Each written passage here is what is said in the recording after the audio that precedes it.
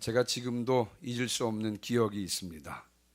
이제 고등학교 때 이제 할머니와 함께 할머니를 모시고 자취를 했거든요. 원주 시내에서 자취를 했는데 이제 할머니는 저와 누나가 학교를 가면 고향 집으로 버스를 타고 들어가셔서 농사를 돕다가 또 다시 오셔서 저녁이 되면 저녁 도시락을 싸주셨습니다.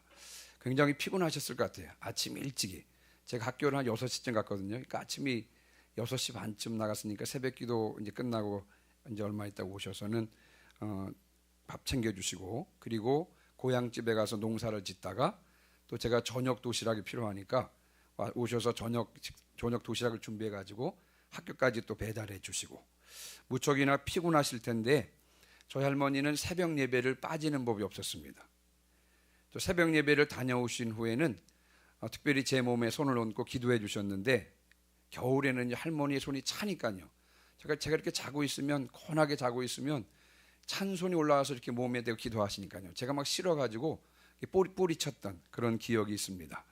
할머니는 늘 저녁에 이제 주무실 때 기도하시면서 주무셨는데, 제가 중간에 깨보면 그냥 그렇게 무릎 꿇은 채로 주무시고, 무릎 꿇은 채로 일어나셨다가 새벽 기도를 다녀오시는 것을 몇 번 목격한 적이 있습니다. 제가 이제 할머니를 마지막으로 뵌 것이 할머니 돌아가시기 열흘 전이었거든요. 그래서 이제 할머님이 위독하다는 이제 소식을 듣고 그 고향을 갔더니 할머니께서 그래도 기운을 좀 차리셨습니다. 그래서 이제 며칠 머물러 있다가 제가 목회하고 있던 섬으로 들어가려고 할머니 방에 들어가서 이제 인사를 했습니다. 할머니 이제 갈게요. 기운 내세요. 그랬더니 할머니가 이제 고모에게 몸을 일으켜 달라고 그러시더라고요. 그랬더니 이제 그 몸을 일으키시고는 머리를 만지시고 옷을 가지런히 하시더니 저보고 이렇게 말씀하셨어요. 목회에 성공하라고. 그게 이제 할머니의 유언이었습니다. 목회에 성공하라고. 저는 신앙을 할머니에게서 배웠어요. 저녁에 가정 예배를 드리면 저희 할머니와 어머니가 통성 기도를 시작하면 언제 끝날지 모르니까요. 빨리 자고 싶은데 끝나질 않습니다. 1시간이 지나고 2시간이 지나고 어떤 때 12시 반까지 막 통성으로 기도하셔가지고 저는 아예 그냥 옆에서 뭐 자던 그런 기억이 있습니다. 또 가족과 같이 저녁이 되면 교회에 이제 지하실에 가서 기도를 하고 잠깐 눈을 붙이고 또 새벽 기도 끝나고 집으로 돌아왔던 기억이 있고요. 교회에서 성경 퀴즈를 하면 1등은 누구? 저희 누나가 1등이었습니다. 2등은 누구? 저희 어머니. 3등은 누구? 제가 하겠습니다. 네. 그랬더니 담임 목사님이 참 흐뭇해하셨던 그런 기억이 나고요. 그리고 저녁 예배 때 가족 특별 찬양하는데 저희 가족이 대가족이었거든요. 9명 있어, 9명. 그 9명이 나가서 찬양하면 성도들이 흐뭇해하시고 특별히 담임 목사님께서 칭찬해 주셨던 그런 기억이 납니다. 저는 이런 배경하에서 신앙생활을 했고 또 신학교를 가게 되었고 현재 부목사로 섬기고 있습니다. 할머니의 신앙이 저에게 큰 영향을 미쳤습니다. 자, 이제 오늘 읽은 본문으로 한번 돌아가 보겠습니다. 여러분 23장 1절 위에 보시면 제목이 달려 있습니다. 여러분 제목을 한번 읽어볼까요? 시작. 아브라함이 막벨라 굴을 사다. 아멘. 오늘 본문은요, 아브라함이 돈을 주고 막벨라 굴을 구입해서 아내 사라의 장지로 삼았다는 그런 내용입니다. 여러분, 아브라함이 막벨라 굴을 구입했다고 하는 것은요, 굉장히 중요한 의미가 담겨져 있습니다. 예. 그의 후손들에게 아브라함의 후손들에게 신앙 유산을 계승하기 위한 특별한 조치였습니다. 오늘 말씀을 들을 때 성경의 저자 되신 성령께서 눈을 밝히 열어주셔서 본문의 의미를 분명하게 깨닫고 후손들을 위하여 기꺼이 대가를 지불할 수 있는 성도들이 되시기를 주님의 이름으로 축원합니다. 아멘. 자, 우리 1절부터 4절까지 다시 한번 읽어보겠습니다. 1절부터 4절까지 한 목소리로 읽겠습니다. 시작. 사라가 127세를 살았으니 이것이 곧 사라가 누린 햇수라. 사라가 가나안 땅 헤브론 곧 기럇 아르바에서 죽음에 아브라함이 들어가서 사라를 위하여 슬퍼하며 애통하다가 그 시신 앞에서 일어나 나가서 헷 족속에게 말하여 이르되 나는 당신들 중에 나그네요 거류하는 자이니 당신들 중에서 내게 매장할 소유지를 주어 내가 나의 죽은 자를 내 앞에서 내어다가 장사하게 하시오. 아멘. 아브라함의 아내가 사라죠. 사라가 몇 세에 죽었습니까? 오늘 본문에 보니까 127세에 죽었습니다. 예. 사라는 가나안 땅 헤브론에서 죽었는데 여러분, 아브라함이 슬퍼하고 애통했습니다. 그리고 장례를 치러야 되잖아요.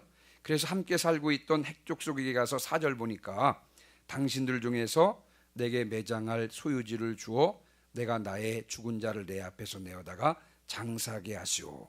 함께 살고 있던 핵족속에게 내게 매장할 소유지를 달라 그랬습니다.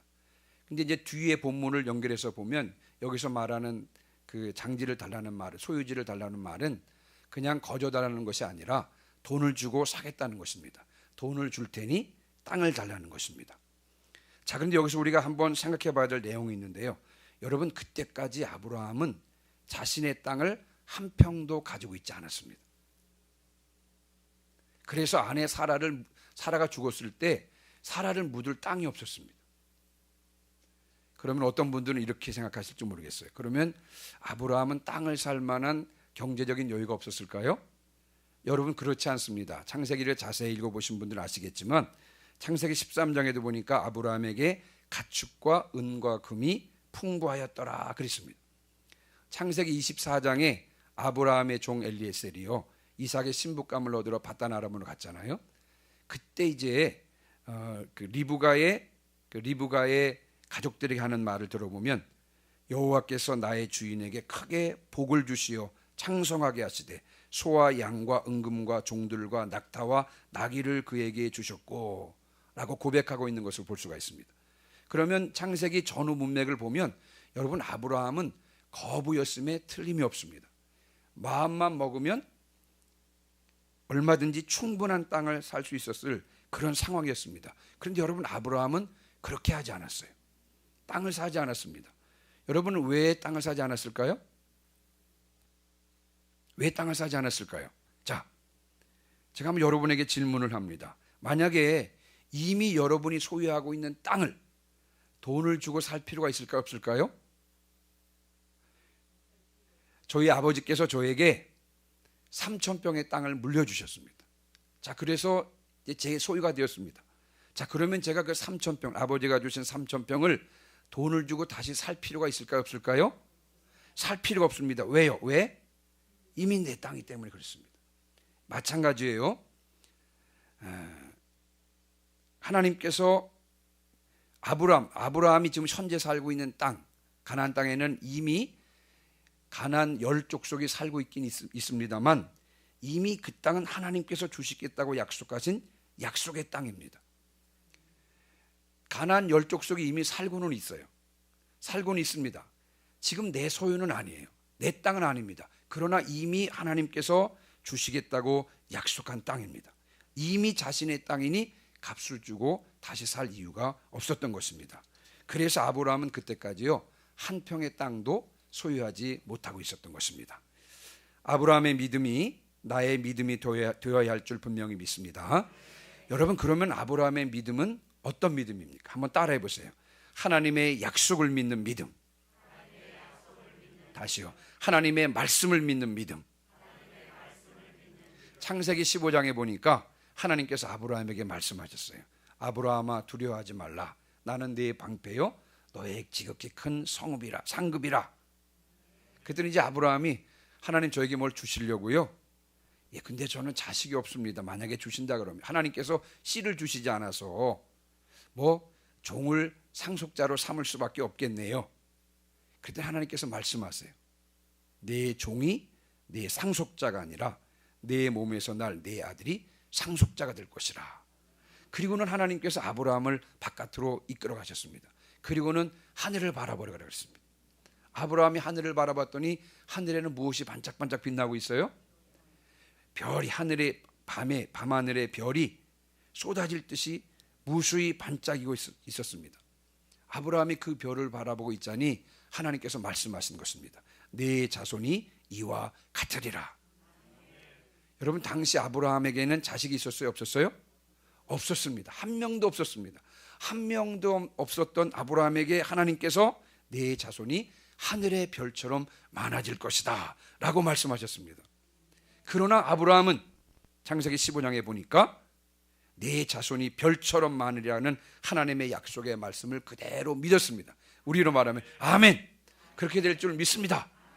그렇게 외쳤습니다.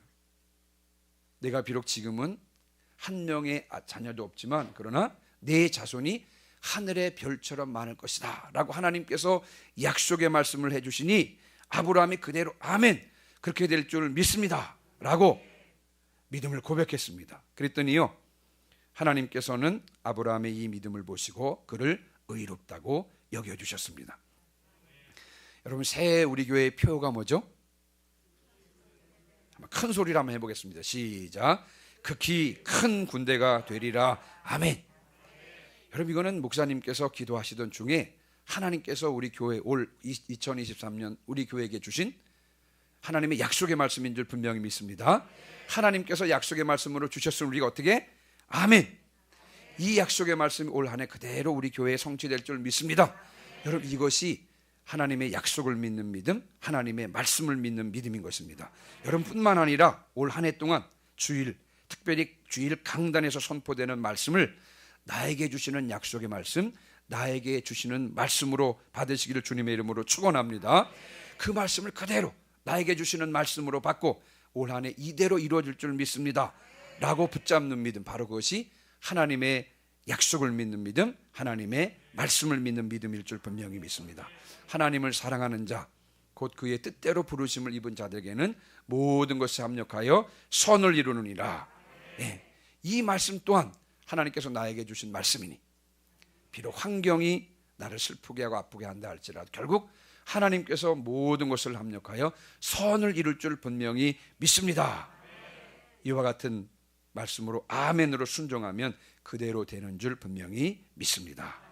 나에게 주시는 약속의 말씀, 우리 가정에 주시는 약속의 말씀, 우리 공동체에 주시는 하나님의 약속의 말씀을 꽉 붙잡고 그 약속의 말씀이 성취되는 것을 경험하시는 성도들이 되시기를 주님의 이름으로 축원합니다.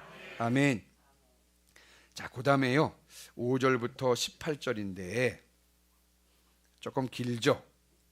19절 20절만 18절 19절 20절만 읽겠습니다. 창세기 23장 18절 19절 20절 시작. 성문에 들어온 모든 해쪽 속이 보는 데서 아브라함의 소유로 확정된지라. 그 후에 아브라함이 그 아내 사라를 가나안 땅 마므레 앞 막벨라 밭굴에 장사하였더라. 마므레는 곧 헤브론이라. 이와 같이 그 밭과 거기에 속한 굴이 해쪽 속으로부터 아브라함이 매장할 소유주로 확정되었더라. 아멘. 아브라함이 이제 아내 사라가 죽었습니다. 땅이 있었다 그랬어요? 없었다 그랬어요? 땅이 없었습니다. 그래서 함께 살고 있던 해쪽 속에게 땅을 살려고 합니다. 그랬더니 땅을 산다 그랬더니 해쪽 속이요. 뭐 무슨 땅을 사냐고.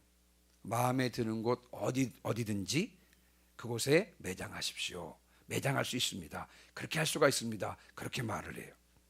그랬더니 아브라함은요, 충분한 대가를 주고 막벨라 굴을 사서 매장할 소유주로 삼고 있다고 다시 밝힙니다. 그랬더니요, 그 막벨라 굴의 주인은 그 에그론 주인이 나서서요, 아니 무슨 소리 나냐, 그냥 거저 주겠다, 거저 줄 테니까 그냥 아내를 매장하십시오, 그렇게 하는 것입니다. 그러나 아브라함은 고집스럽게 값을 지불하겠다는 것입니다. 이제 그랬더니 주인이 슬쩍 말을 하는 것입니다. 사실 이 땅이 한 은 400세겔인데 어떻게 내가 당신에게 돈을 받겠습니까? 그냥 묻으라니까요. 여러분 놀라지 않으시겠지만 이 막벨라 굴의 땅의 크기는 정확하게 나오진 않습니다만 당시의 땅의 가치로 보면요, 여러분 이 에그론이라는 사람은 순 사기꾼입니다. 은 400세겔은요 터무니없이 비싼 가격입니다. 자세하게 설명을 못 드리겠습니다만 어쨌든간 이 은 400세겔이 터무니없이 비싼 가격이에요. 근데 아브라함이 어떻게 했습니까? 밭 주인이 말한 대로 은 400세겔을 주고 그 밭을 샀습니다. 굉장히 비싼 값을 지불하고 그 막벨라 굴을 산 것입니다. 그리고 아까 읽었던 18절 20절에서 무엇을 강조하죠? 소유로 확정된지라. 소유지로 확정된지라. 성경은 그 땅이 아브라함의 소유로 확정되었다는 사실을 강조하고 있는 것입니다. 그래서 드디어 아브라함이요 자신의 이름 명의의 땅을 가나안 땅에 소유하게 되었던 것입니다. 자, 이제 오늘 제일 중요한 부분이에요. 그러면 그동안 하나님께서 주신 가나안 땅, 이미 내 땅인데 굳이 내 땅을 돈 주고 살 필요 없었잖아요.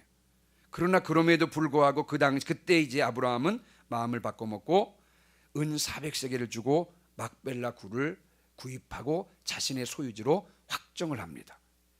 여러분, 아브라함이 왜 이렇게 했을까? 목사님이 말씀하셨잖아요. 하나님의 심정을 보면 마찬가지로 우리가 아브라함의 심정을 오늘 품기를 원하는데, 왜 아브라함은 자신의 땅을 소유하게 되었을까? 이 이유를 우리가 살펴봐야 하는 것입니다. 자, 그럼 거꾸로 좀 한번 몰라보겠습니다. 자, 아브라함이 이제 막벨라 굴을 장지로 샀잖아요. 여러분, 여기에 아브라함이 누구를 묻습니까? 아내 사라를 묻습니다. 그리고 여러분, 아브라함은 어디에 묻힙니까? 아브라함 막벨라 굴에 또 묻혀요. 자, 그럼 아브라함의 아들이 누구예요? 이삭입니다. 이삭은 어디에 묻어요? 같은 곳에 막벨라 굴에 묻습니다. 이삭의 부인이 누굽니까? 헷갈리기 시작하죠. 리브가 어디에 묻혀요? 거기에 묻힙니다. 자, 이삭의 아들이 누굽니까? 야곱이에요. 여러분, 제가 묻습니다. 큰 소리 한번 대답해 보세요. 야곱은 어디에 묻힙니까? 예? 어디? 그것이 어디예요? 막벨라 굴에 묻혀요. 자, 그러면 야곱의 네 부인이 있었는데 그 중에서 이제 첫째 부인 레아는 어디에 묻힙니까? 레아도 그 막벨라 굴에 묻힙니다. 나중에 그곳이 막벨라 굴이 아브라함 그 집안의 가족 무덤이 됩니다. 근데 여러분, 야곱이 죽을 때요, 야곱은 어디 있었습니까? 목사님 자꾸 이렇게 저렇게 왔다 갔다 하면서 질문하니까 헷갈립니다. 야곱은 죽을 때 어디 있었어요? 애굽 땅 역시. 네. 애굽 땅에 있었습니다. 여러분, 이집트에 가보면 고센 지역은 천국 같습니다. 이제 이집트는 95%가 사막에, 제가 10년 살아봤잖아요, 그렇죠? 거기다 고센 땅 딱 들어가면 천국 들어간 기분입니다. 야곱이요 죽을 때 이집트에서 죽습니다. 그때 여러분 요셉에게 묻습니다. 이집트에 고센 땅 멋진 곳이 있는데 거기 국립묘지가 있는데 거기에 나를 묻어달라라고 하지 않고요, 여러분 야곱이 죽을 때 요셉에게 유언합니다. 어디에 묻어달라고요? 자신의 시신을 막벨라 굴에 묻어달라고. 여러분 한번 생각해 보세요. 이집트에서부터 이스라엘까지 막벨라 굴까지 그 당시 얼마나 걸렸을까요? 제가 버스를 가봤더니 카이로에서 국경까지가 6시간, 그리고 거기서부터 예루살렘까지가 한 7시간 8시간 올라가더라고요. 버스로 그렇게 먼 거리인데 아마 그 당시에 여러분 상여를 메고 갔다고 생각해 하시면 여러분 얼마나 이게 번거로운 일인지 모릅니다만, 그러나 그럼에도 불구하고 야곱이 요셉을 불러서 유언합니다. 내 시신은 이집트 땅 국립묘지에 묻지 말고 어디에 묻으라고요? 아버지 이삭이 묻히고 할아버지 아브라함이 묻혔던 거기에 나를 묻어달라고. 그래서 야곱은 결국 막벨라 굴에 묻힙니다. 여러분, 요셉도 죽을 때 어떻게 했어요? 요셉도 죽을 때 어떻게 했습니까?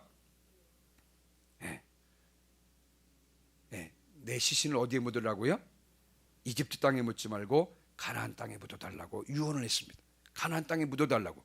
그래서 모세가 출애굽을 할 때 요셉의 유고를 가지고 나와서 가나안 땅 세겜 땅에 매장하는 것을 우리가 여호수아를 통해서 확인할 수가 있는 것입니다. 아브라함의 후손은요 어디에 있든지, 이집트에 있든지 어디에 있든지 어디를 바라봤어요? 고향 땅이 아니라 어디를 바라봤어요? 막벨라 굴을 바라봤습니다. 막벨라 굴은 어디에 위치해 있어요?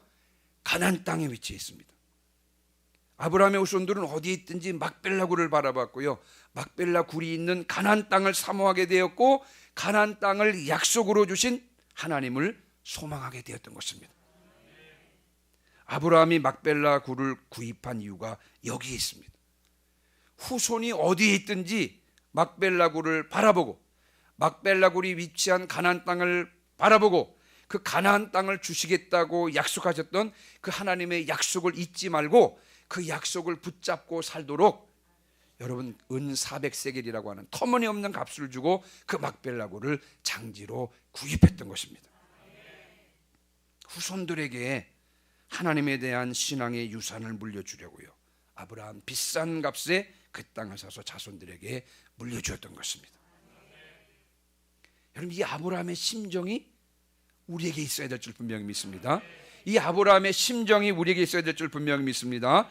우리의 후손들이 하나님을 바라볼 수 있도록, 하나님의 약속을 붙잡을 수 있도록, 평생 하나님을 의지하며 살 수 있도록 아무리 비싼 대가를 지불하고서라도 우리의 막벨라고를 구입해야 될 줄 분명히 믿습니다.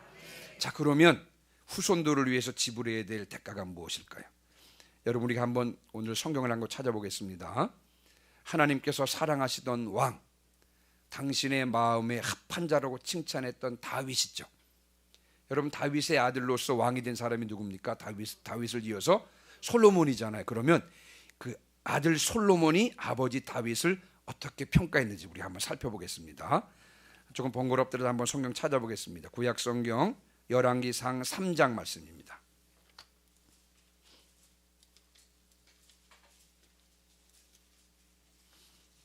구약 성경 열왕기상 3장 6절.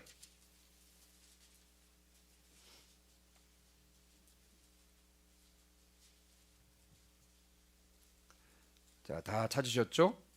열왕기상 3장 6절, 구약 성경 514페이지. 열왕기상 3장 6절 같이 읽습니다. 시작. 솔로몬이 이르되 주의 종 내 아버지 다윗이 성실과 공의와 정직한 마음으로 주와 함께 주 앞에서 행함으로 주께서 그에게 큰 은혜를 베푸셨고 주께서 또 그를 위하여 이 큰 은혜를 항상 주사 오늘과 같이 그의 자리에 앉을 아들을 그에게 주셨나이다. 아멘.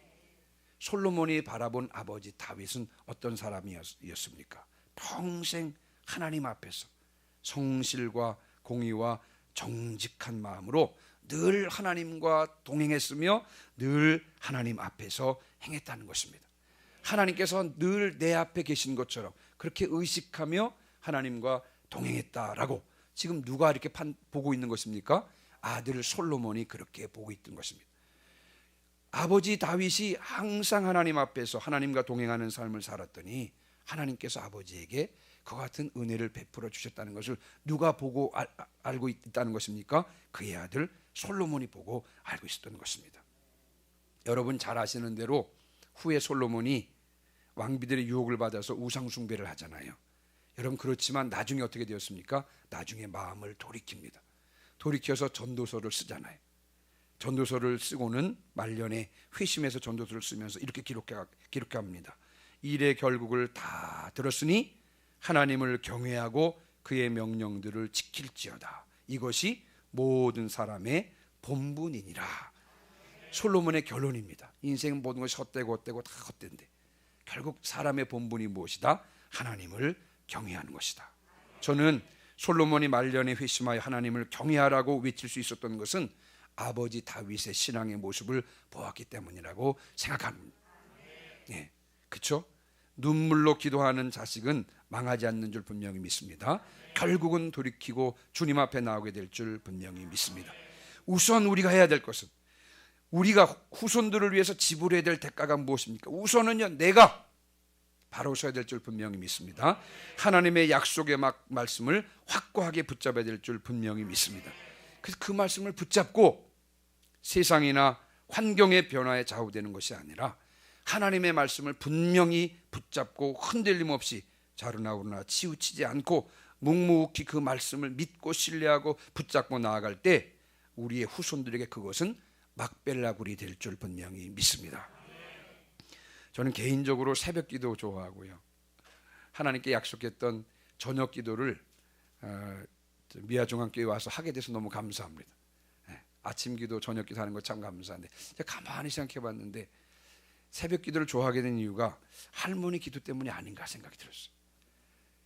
겨울에 찬 손을 제 몸에 얹어서 제가 막 싫어서 막 잠 깨는 게 싫어가지고 제가 1시 2시에 학교에서 오잖아요. 학교에서 야간 자습 끝나고 1시 2시에 들어오거든요. 그럼 몸에 막 틀어놓고 기도하면 제가 막 싫어서 그랬지만 지나고 보니까 그러면서 배운 것 같습니다. 새벽에 일어나서 주님 앞에 기도하는 것이 얼마나 감사한 일인지, 이것이 우리가 지불해야 될 막벨라 굴인 줄 분명히 믿습니다. 내가 먼저 말씀의 반석 위에 든든히 섭시다. 이것이 우리의 후손들에게 큰 영향을 미칠 줄 분명히 믿습니다. 아멘. 우리 시간에 579장 함께 찬송하겠습니다.